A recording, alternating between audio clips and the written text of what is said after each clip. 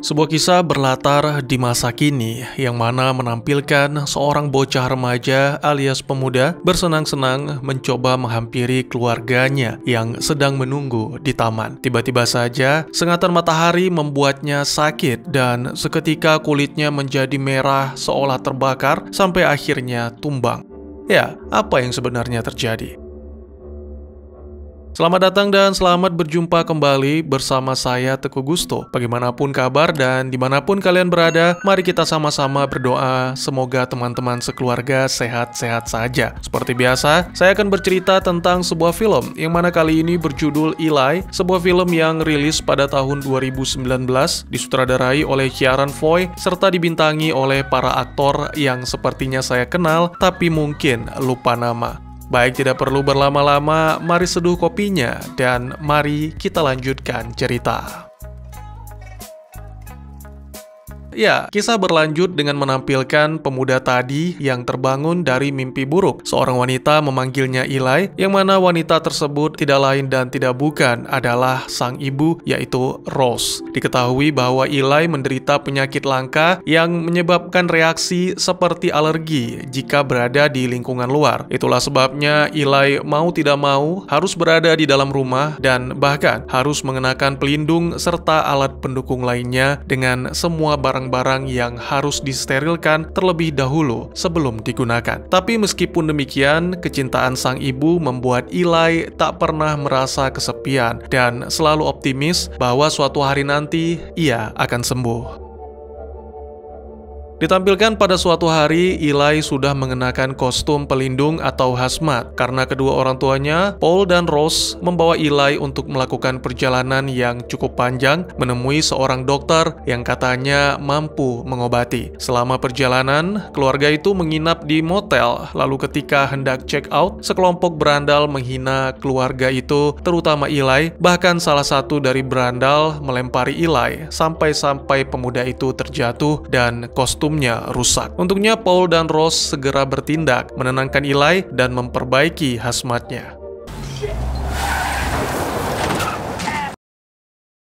Beberapa jam kemudian, setelah menempuh perjalanan yang cukup jauh, keluarga itu pun tiba di sebuah rumah megah nan tua yang ternyata adalah fasilitas karantina. Segala prosesnya benar-benar aman dan steril sebelum memasuki fasilitas. Eli dan keluarganya bahkan harus melewati ruangan dekontaminasi terlebih dahulu. Begitu di dalam, keluarga itu disambut oleh Dr. Horn yang telah menjalankan metode penyembuhan ini selama bertahun-tahun pada anak-anak. Meskipun dokter meyakinkan bahwa semuanya akan berjalan aman dan lancar, serta meminta Eli untuk melepaskan hazmatnya, namun pemuda itu tetap merasa ragu. Saat menuju ke kamar, Eli yang rajin membaca mengajukan beberapa pertanyaan secara detail, sampai akhirnya mendengar suara dari langit-langit yang mana Horn menjelaskan bahwa itu berasal dari pipa tua penyaring udara. Selain itu, Eli juga menemukan lorong kecil yang menuju ke suatu ruangan serta secara samar melihat seseorang di sana. Dr. Horn menjelaskan bahwa itu adalah area yang belum disterilkan, namun tidak ada yang perlu dikhawatirkan karena kaca pelindungnya kedap udara sehingga semuanya aman. Selanjutnya, tibalah mereka di kamar Eli yang dilengkapi dengan kamar mandi dan air bersih yang telah melewati proses penyaringan. Sang ibu membantu Eli melepas hazmat dan momen ini terasa begitu mengharukan karena setelah sekian lama, akhirnya Paul dan Rose bisa menyentuh putra mereka tanpa merasa khawatir. Rasa haru bahagia juga dirasakan oleh Eli ketika mandi, yang mana ini pertama kalinya pemuda itu merasa diguyur air setelah bertahun-tahun membersihkan diri dengan cairan pembersih. Sayangnya kebahagiaan tersebut tidak berlangsung lama karena malam harinya suatu keanehan terjadi. Pada awalnya Eli melihat serangga yang mendekat ke jendela, lalu tiba-tiba saja kebahagiaan berubah menjadi ketakutan sehingga Eli pun memutuskan untuk tidur bersama orang tuanya. Saat pagi, sesuai dengan yang dijadwalkan, Eli dibawa oleh Horn ke ruang operasi untuk menjalankan pengobatan fase 1. Saat berada di dalam, ada 2 perawat yang membantu Horn. Mereka mengganti pakaian Eli serta mengambil beberapa foto. Tentu saja hal itu membuat Eli bertanya-tanya. Namun dengan ramah, perawat memperingatkan sambil bercanda bahwa terlalu banyak bertanya itu kurang baik. Segera setelah itu, Eli diikat dengan aman dan dipasangkan sesuatu untuk menahan kepala sehingga membuat Eli gugup. Horn kemudian mulai menjelaskan beberapa hal tentang metode ini sembari menyuntikkan obat ke tubuh Eli. Sesuatu mengalihkan fokus, Eli menatap bayangan yang terpantul dan itu terlihat sangat menyeramkan. 92. What? Tak lama kemudian, saat petang, Eli tersadar dan merasakan panas pada kulitnya. Pemuda itu memohon agar dibebaskan, namun dokter dan perawat menolak, sampai akhirnya Eli menyadari bahwa semua itu hanyalah mimpi buruk. Eli pun bangun setelah menyadari jendela kamarnya dilempari. Terlihat seorang gadis manis tersenyum manja mencoba memberikan tanda bahwa dirinya menunggu di sana. Eli pun segera turun dengan semangat, lalu ketika bertemu diketahui bahwa gadis itu bernama Haley. Mereka sepertinya sama-sama tertarik untuk mempelajari trik sulap. Haley memperlihatkan trik yang luar biasa, yaitu pengendalian api. Merasa sangat tertarik, Eli berjanji akan meminta kepada Horn untuk mengizinkan Haley masuk, namun gadis itu menolak karena tempat itu sangat menyeramkan baginya. Setelah pertemuan dengan Haley, saat kembali ke kamar, Eli melihat seorang gadis yang menyeramkan dan membuatnya sangat terkejut. Bersama dengan itu, tiba-tiba saja lampu menjadi padam dan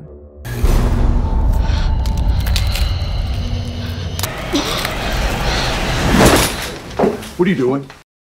Eli merasa sangat lega ketika mengetahui ternyata bayangan dari balik tirai adalah sang ayah. Paul memarahi Eli karena berkeliling sendirian di rumah itu. Saat makan malam, kepada Paul dan Rose, Eli menceritakan hal menyeramkan yang ia alami. Tetapi tentunya para orang tua tidak akan percaya dan menganggap semua itu hanyalah mimpi. Sebelum tidur, karena penasaran, Eli mencoba membuka koleksi buku sulapnya demi menemukan trik yang digunakan Haley. Bentuk tirai yang aneh membuat pemuda itu terusik. Dia pun memberanikan diri untuk memeriksa dan anehnya tidak ada apa-apa. Eli mencoba menulis namanya pada kaca jendela. Pada momen ini lagi-lagi terjadi sesuatu yang aneh dan mengejutkan.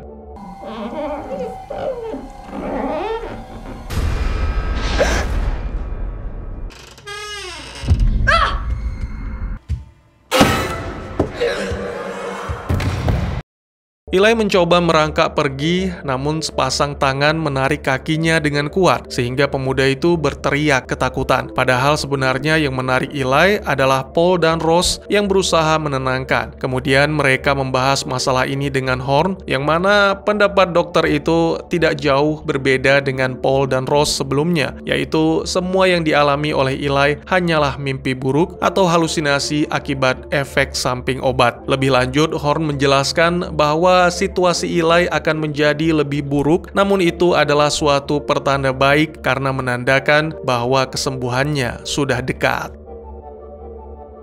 Pagi harinya fase 2 dijalankan, di mana tangan dan kaki Eli diikat serta kepalanya dipasangkan penahan. Saat Horn memberikan suntikan, Eli pun mulai merasa kulitnya terbakar, yang mana tentu saja itu membuat Eli merasa sakit yang luar biasa. Namun ternyata penderitaan tersebut belum berakhir. Horn menjelaskan bahwa virus yang disuntikan tidak mampu mencapai otak, sehingga Horn terpaksa melubangi tengkorak setelah sebelumnya membuat Eli tak sadarkan diri. Beberapa waktu kemudian, saat makan, Eli menjelaskan kepada orang tuanya bahwa sepertinya dokter membuat kondisi semakin memburuk sehingga mungkin lebih baik jika dirinya pulang saja. Tentunya hal itu membuat Paul kecewa karena tak sedikit dana yang dikeluarkan untuk biaya pengobatan. Akhirnya pria itu pun memberi pilihan kepada Eli, ingin tetap tinggal menderita tapi sembuh atau bersantai di rumah dan tetap sakit. Suatu ketegasan ketakutan yang membuat Eli terdiam, akhirnya pemuda itu pun berusaha menguatkan diri agar bisa hidup sehat seperti remaja-remaja lain seusianya.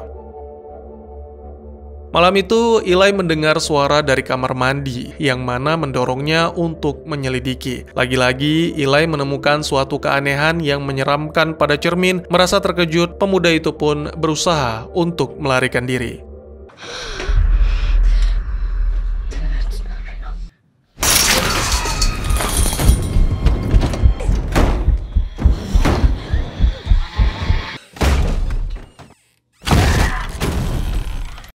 Ketika merasa sudah aman, Eli pun keluar dan menemukan kata lie yang digores pada pintu lemari. Mendengar kegaduhan, Ross dan Paul serta Dr. Horn datang. Bukannya menanyakan, tapi mereka malah mengira Eli merusak perabotan. Kemudian semuanya pun duduk untuk mendiskusikan apa yang sebenarnya terjadi. Sekali lagi, Eli mencoba menjelaskan apa yang ia alami sama dengan sehari sebelumnya, yaitu diganggu oleh sesuatu yang tak terjelaskan. Sayangnya, respon orang tua dan dokter masih tetap sama, mengira Eli berhalusinasi. Beberapa waktu kemudian, Eli kembali bertemu dengan si gadis manis Haley. Secara ragu, pemuda itu mencoba menceritakan apa yang mengganggu di fasilitas tersebut. Haley tersenyum, bahkan nyaris tertawa, tapi bukan karena cerita Eli yang konyol, melainkan karena pengalaman tersebut sama persis seperti yang dialami oleh Perry, pasien yang sebelumnya dirawat di fasilitas itu. Perry pernah menceritakan tentang 2 fase pengobatan, dan setelah itu tidak pernah terlihat lagi. Haley menyarankan agar Eli segera meninggalkan tempat itu sebelum fase ketiga. Sayangnya Eli menolak, bukannya tidak mau, tapi tidak mampu. Berkeliaran di dunia luar sama saja dengan mengakhiri segalanya bagi Eli. Tiba-tiba saja lampu mulai padam. Eli meminta Haley menunggu selagi dirinya memeriksa sekitar. Tiba-tiba saja ada kekuatan aneh yang mendorong hingga jatuh, lalu mulai menyeret Eli ke pintu dekontaminasi. Let me go! No! No! Let me out! No! No!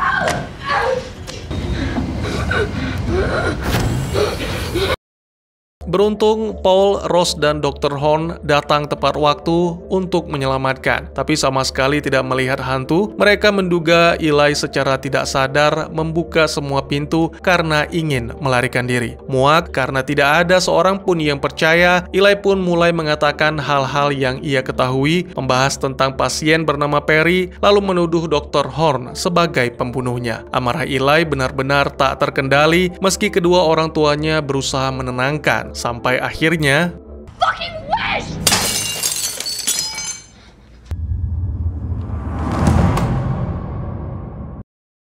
saat terbangun, Eli mendengar Horn menjelaskan tentang kondisinya kepada Ross dan Paul. Sang dokter menegaskan bahwa efek obat akan semakin buruk, oleh karena itu disarankan agar Ross dan Paul meyakinkan Eli untuk terus mengkonsumsi obat. Beberapa waktu kemudian, giliran Paul yang berdiskusi berdua dengan Horn. Sebenarnya Horn berencana untuk memberikan Eli obat tidur agar bisa beristirahat. Namun Ross berkeras untuk memberikan obat itu langsung kepada Eli sekaligus menenangkannya seperti yang disarankan dokter. Dengan ramah, Eli meminum obat sesuai dengan permintaan sang ibu, sehingga sebagai gantinya dia mendapatkan pelukan hangat. Bersamaan dengan itu, Eli melihat goresan pada pintu lemari dari sudut pandang yang berbeda dan menyadari bahwa itu bukan sebuah kata, melainkan angka, yaitu 317. Setelah sang ibu pergi, terungkap bahwa sebenarnya Eli tidak menelan obat tidurnya. Sementara itu, ditampilkan Horn yang sedang berada di ruangan khusus. Ya, wanita itu sedang membakar baju hazmat milik Eli tanpa diketahui alasannya. Tapi tentunya dengan begitu Eli tidak akan bisa melarikan diri. Dalam pertemuan berikutnya dengan Haley, Eli menceritakan tentang apa yang hantu lakukan terhadapnya, termasuk goresan kata lie yang jika dibalik menjadi 317. Saat mereka berdiskusi, Haley menduga bahwa mungkin saja angka itu adalah kode untuk membuka sesuatu, seperti pintu misalnya. Hal ini membuat Eli mengingat suatu pintu tepat saat dini hari pemuda itu mendatangi dan memasukkan kode 317 yang ternyata berhasil. Sementara itu, terjadi pertengkaran di antara Ross dan Paul. Ternyata selama ini Paul menyembunyikan fakta bahwa sangat kecil kemungkinan Eli dapat sembuh dari penyakit langkanya. Bahkan jika memang pengobatannya gagal, bukannya tidak mungkin Eli akan kehilangan nyawa. Tak siap kehilangan putranya, Ross pun memutuskan untuk pergi meninggalkan tempat itu saat menyiapkan barang-barang untuk dimasukkan ke dalam mobil. Dr. Horn datang menghampiri, mencoba meyakinkan agar Ross tetap tegar karena harapan akan selalu ada.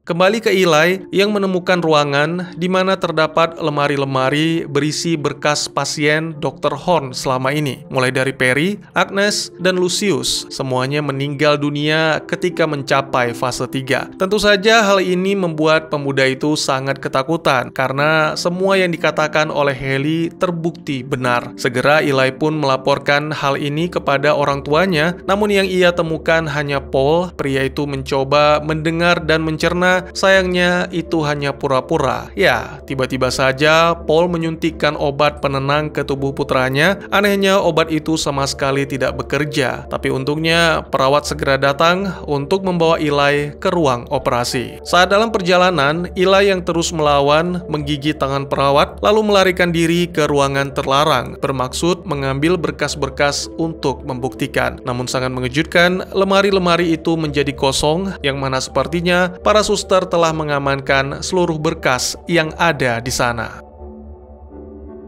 Dalam keputusasaan, Eli meraih sebilah pisau untuk mengancam, lalu melarikan diri ke ruangan Horn. Di sana ia menemukan sebuah foto di mana Dr. Horn dan asistennya berfoto bersama para biarawati. Di saat yang sama, seekor serangga muncul untuk memandu Eli ke sebuah pintu rahasia di balik dinding. Ketika dibuka, Eli menemukan tangga yang menuju ke ruang bawah tanah. Di sana pemuda itu menemukan semacam ruangan seperti kuburan atau semacam tempat ritual. Tiba-tiba saja pintunya tertutup dan Eli pun menyadari bahwa kini orang tuanya dan Dr. Horn telah membuatnya terkurung di ruangan tersebut.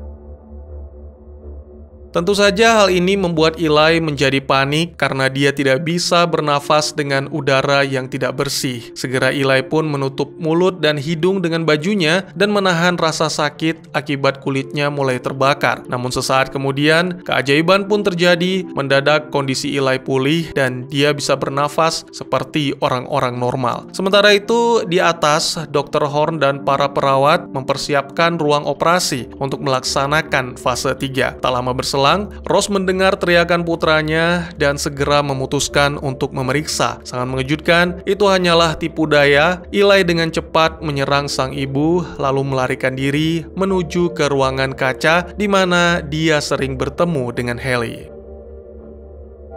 Eli berusaha keras untuk memecahkan kaca, sembari disemangati oleh Haley. Sangat disayangkan, ternyata kaca itu sangat tebal sehingga Paul dengan cepat mendobrak pintu dan segera menangkap Eli untuk dibawa ke ruangan operasi. Di ruang bawah tanah, Ross mengetahui bahwa salib yang sebelumnya digunakan oleh Eli ternyata adalah belati. Wanita itu juga berusaha memeriksa sekitar sampai akhirnya terkejut ketika menemukan mayat-mayat pasien yang ternyata disembunyikan di dalam sumur. Menyadari putranya dalam bahaya, Ross pun bergegas ke ruang operasi, mengancam akan menghabisi Dr. Horn jika berani melanjutkan fase 3. Sayangnya, lagi-lagi Paul menggagalkan dengan menangkap istrinya, meyakinkan bahwa semua yang dilakukan Dr. Horn sudah benar dan merampas belati untuk diserahkan kepada sang dokter. Kini Ross hanya bisa menyaksikan Eli yang sepertinya akan dieksekusi. Cipratan-cipratan air khusus memicu kulit Eli bereaksi dan kali ini jauh lebih parah. Lalu segera Horn mengambil belati dan berusaha menikam, namun tiba-tiba saja terjadi sesuatu yang mengejutkan. Eli mengeluarkan kemampuan telekinesisnya untuk membalikkan keadaan dan bahkan menikam Dr. Horn.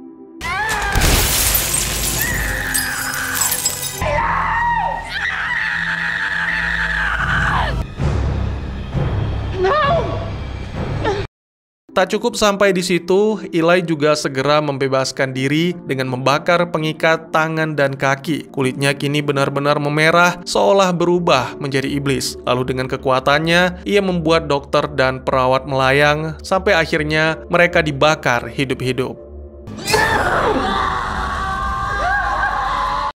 Secara perlahan, Ross menghampiri, menjelaskan suatu kebenaran yang mengejutkan. Wanita itu mengaku bahwa dirinya tidak bisa memiliki anak meski telah berdoa siang dan malam. Merasa putus asa, Ross pun akhirnya melakukan kesalahan dengan berdoa kepada yang lain. Percakapan tersebut membuat Eli lengah sehingga hendak dimanfaatkan oleh Paul untuk menikam. Sayangnya, hal itu segera diketahui oleh Eli sehingga dengan kekuatan telekinesisnya dia meremukkan kepala Paul.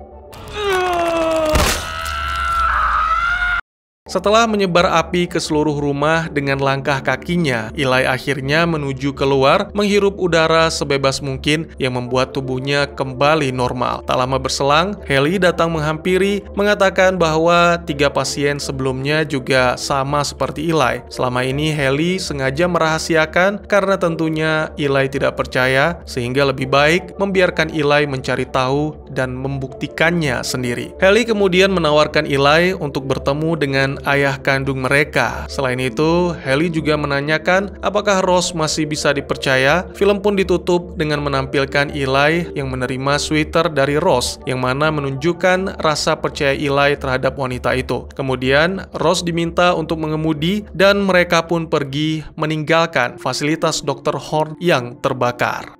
Apakah Eli akan bertemu dengan ayahnya? Lantas, apa yang akan mereka rencanakan selanjutnya? Dan tamat.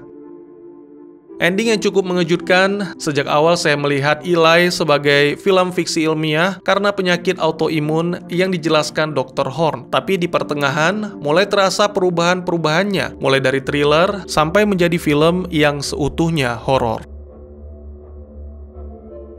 Ya, menjelang akhir terungkap bahwa Dr. Isabella Horn bukan hanya seorang dokter tapi juga biarawati, dan dia telah mencoba memodifikasi gen untuk membersihkan anak-anak iblis dari pembusukan yang dialami. Sayangnya, dokter itu belum sepenuhnya berhasil seperti apa yang dilihat Ross pada jasad-jasad yang ditemukan di dalam sumur di ruang bawah tanah. Tubuh anak-anak itu dibalut baju dan ditutupi dengan simbol untuk mencegah sesuatu yang jahat melarikan diri. Tapi ya, seperti yang kita tahu, itu pun juga tidak benar-benar berhasil. Ini mungkin mirip-mirip dengan film horor legendaris yang sampai saat ini membuat saya bergidik ngeri, yaitu Pengabdi Setan, di mana Ross yang tidak bisa hamil menganggap Tuhan mengabaikan doanya, sehingga mulai menyembah iblis. Iblis memberikan seorang anak laki-laki kepada Ross, serta berjanji bahwa anak laki-laki tersebut akan menjadi anak yang baik. Tapi ya tentu saja, namanya juga iblis, maka sudah pasti dia berdusta. Hal ini menjelaskan mengapa sikap Paul terhadap Eli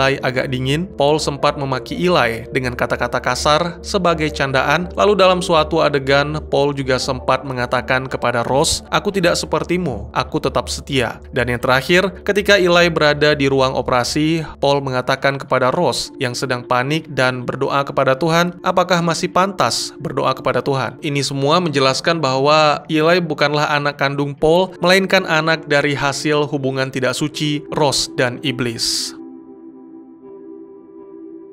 Awalnya dia mengaku sebagai gadis yang bosan dan ingin mencari teman, tapi sebenarnya Haley lebih dari itu. Haley mengetahui keberadaan Eli, bahkan mengetahui kamar yang Eli tempati. Saat pertama kali berjumpa, Haley menunjukkan trik sulap dengan membuat ranting terbakar di atas tangannya. Haley juga mengatakan bahwa Dr. Horn tidak menyukainya dan tidak akan membiarkan gadis itu masuk ke dalam fasilitas. Saat akhir film, gadis ini menyinggung tentang ayah, yang mana bisa saya asumsikan mengasumsikan bahwa Haley adalah saudara tiri Eli. Dia membimbing Eli secukupnya karena ayah mereka menuntut agar semua anak-anaknya mampu membuktikan diri. Jadi nggak ada mentang-mentang anak setan terus dapat privilege bisa langsung diangkat menjadi iblis gitu. Enggak. Mereka memang memiliki kemampuan telekinesis, tapi harus belajar sendiri cara mengeluarkan dan mengendalikan kemampuan tersebut.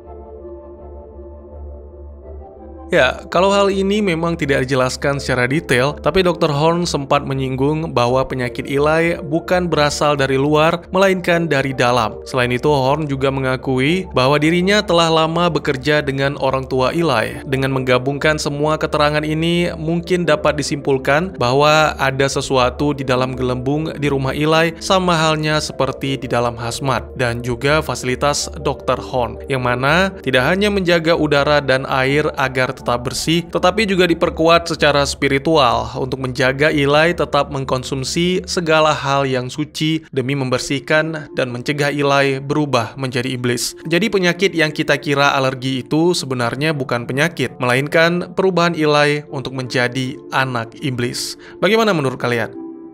Kurang lebih demikian, terima kasih buat yang sudah menyaksikan. Silahkan memberikan komentar, bertanya, ataupun merequest kira-kira film apa yang menarik untuk dibahas, bisa lewat kolom komentar, atau buat yang malu-malu bisa via DM ke Instagram saya di @teguhgusto, insya Allah pasti akan dibaca. Mari kita jadikan kolom komentar sebagai sarana penambah wawasan dan menciptakan jalinan persaudaraan, bukan malah menjadikannya sebagai tempat pembulian, sehingga menciptakan permusuhan.